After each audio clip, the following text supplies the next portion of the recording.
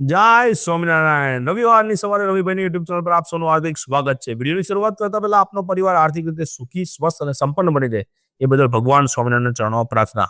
પાછળ બેકગ્રાઉન્ડ બે વિડીયોથી તમે નવું જોઈ રહ્યા છો એ અમારી નવી ઓફિસ છે અને નવી ઓફિસનો ઇન્ટ્રો પણ તમને આ વિડીયોની અંદર આપવામાં આવેલો છે. તો આ બધાના પ્રેમથી 3 વર્ષ અમારા યુટ્યુબ ચેનલને પૂરા પણ થયા અને નવી ઓફિસની અંદર અમે શિફ્ટ પણ થયા છે. આપ બધાને આગ્રહ છે કે અમારી ઓફિસની આપ મુલાકાત લેજો. એડ્રેસ પણ અમે નીચે આપેલું.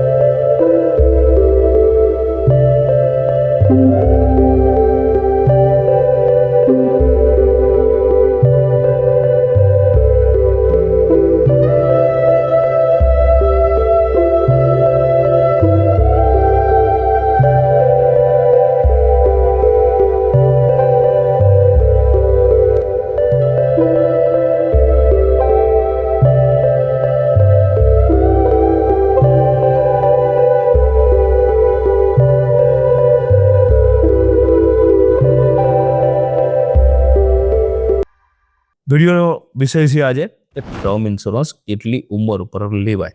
ઘણા લોકો મને એક પ્રશ્ન પૂછે છે, પરફેક્ટ ઉંમર કઈ ટર્મ ઇન્સ્યોરન્સની? તો સાચો જવાબ કયો છે? 20 વર્ષ, 25 વર્ષ, 30 વર્ષ, 40 વર્ષ કે 50 વર્ષ? જવાબ એનો એ છે, તમે સાંભળીને ચોંકી જશો. જ્યારે પહેલી ઇન્કમ તમારી ચાલુ થાય ને ત્યારથી જ તમારી જવાબદારી પરિવારની આર્થિક સુરક્ષાની છે. કારણ કે તમને ઘરવાળા બહાર એટલા માટે જ મોકલે છે કે પૈસા કમાઈને ઘરે આવો. તો ભગવાન કરે નહીં કે એ તમને થાય. માની લો કે તમે પાછા ના પહોંચ્યા તો એક ઇમોશનલ લોસ થશે તમારા પરિવારને, પણ આર્થિક નુકસાન ના થાય એના માટે ટર્મ ઇન્સ્યોરન્સ જરૂરી છે. ટર્મ ઇન્સ્યોરન્સ ક્યારે લેવું જોઈએ? એનો જવાબ છે કે પહેલી ઇન્કમ ત્યારે આવે ત્યારે. મોડું લેશો તો નુકસાન થશે. બેસ્ટ એજ શું છે એ પણ મેં તમને કહી દીધી. કોઈ બેસ્ટ એજ હતી નથી. જ્યારથી આવકની શરૂઆત થઈ એ જ બેસ્ટ ઉંમર. ટર્મ ઇન્સ્યોરન્સ શું છે? તો સૌ પ્રથમ તો એનું બેઝિક સમજીએ. જો તમારી સાથે કોઈ દુર્ઘટના બને તો તમારા પરિવારને એક બહુ મોટી રકમ મળે અને જે તમારો પરિવાર આર્થિક રીતે સુરક્ષિત રહી શકે એના માટે.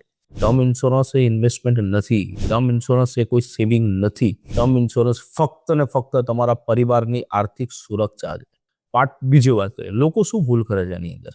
તો લોકો એવી ભૂલ કરે છે કે 80% લોકો તો ઇન્સ્યોરન્સ લેતા જ નથી.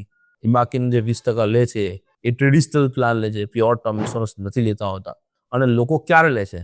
તો લગ્ન પછી છે, બાળકોનો જન્મ થઈ ગયા પછી છે, લોન લે છે ત્યારે યાદ આવે છે. સાચું કહું, આ બધું થાય ને એની પહેલા લઈ લેવો. ત્રીજો પાર્ટ સમજીએ. એ જ પ્રમાણે પ્રીમિયમનું કેલ્ક્યુલેશન કેટલું હોય છે.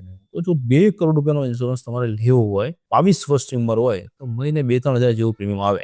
25 વર્ષની ઉંમર હોય તો 2800 થી 3600 રૂપિયા મહિને પ્રીમિયમ આવે. 30 વર્ષની ઉંમર હોય તો 4 થી 5000 રૂપિયા પ્રીમિયમ આવે. 35 વર્ષની ઉંમર હોય તો 5500 થી 6500 રૂપિયા પર મહિને પ્રીમિયમ આવે. અને 40 વર્ષની ઉંમર હોય 10,000 થી 12,000 જેવું પ્રીમિયમ આવે.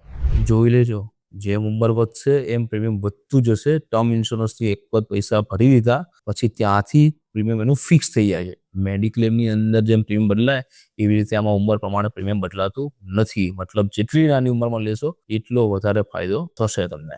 ચોથો ભાગ જોઈએ, લેટ ઇન્સ્યોરન્સ લઈએ તો શું રિસ્ક રહેલો હોય? મોડો લઈએ તો શું રિસ્ક રહેલો હોય? એક તો ઉંમર મોટી થઈ ગઈ, પાછું ડાયાબિટીસ કે બ્લડ પ્રેશર આવ્યું હોય એની અંદર, ત્યાં કોઈ અકસ્માત થઈ ગયો હોય અથવા તો શરીરની અંદર કોઈ બીમારી જો ઘૂસી ગઈ હોય તો તમને આજીવન ઇન્સ્યોરન્સ મળશે નહીં.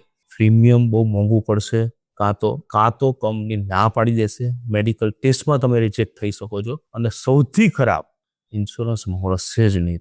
તો ફેમિલીની ફાઇનાન્શિયલ સુરક્ષા કરશો કેવી રીતે? પરફેક્ટ ઉંમર શું છે એનો મેં જવાબ આપી દીધો છે તમને. ફર્સ્ટ સેલરી, ફર્સ્ટ ઇન્સ્યોરન્સ, આ એક ટેગલાઇન યાદ રાખજો. જ્યારે જોબ શરૂ થઈ ત્યારે ટર્મ ઇન્સ્યોરન્સની શરૂઆત કરજો. મેરેજનું વેઇટ ન કરતા અને બાળકોની તો હાવ વેઇટ ન કરતા, લોનની પણ વેઇટ કરતા નહીં. છઠ્ઠો પાર્ટ જોઈએ તો રિયલ લાઈફ લોજિક શું હોય છે એની અંદર? તો કે હવે તો હું યંગ છું, મારે ત્યાં વીમાની જરૂર છે. ભાઈ, વીમાની જરૂર તમે છો ત્યાં સુધી છે જ નહીં, તમારા પરિવારને છે. એટલા માટે લેવું જોઈએ. Time and ટાઈડ weight four none. સમય કોઈની રાહ જોતો નથી. બરાબર. એન્ડની અંદર જઈએ તો અર્લી ઇન્સ્યોરન્સ લેશો તો ચીપ અને સસ્તો ઇન્સ્યોરન્સ મળશે. લેટ ઇન્સ્યોરન્સ લેશો તો મોંઘો મળશે, કદાચ ન પણ મળી શકે. જો તમે કમાતા હો અત્યારે જ ઇન્સ્યોરન્સ લેજો. અને જો એ વિષય પર તમારે સમજવું હોય તો આ રહ્યો અમારો નંબર, એની પર કોન્ટેક્ટ કરજો. વિડીયો સારો લાગ્યો હોય તો આપના પરિવારજનો, આપના મિત્રો સુધી પહોંચાડજો. અને ચેનલને સબસ્ક્રાઇબ કરવાની બાકી રહીએ તો ચેનલને સબસ્ક્રાઇબ પણ કરજો.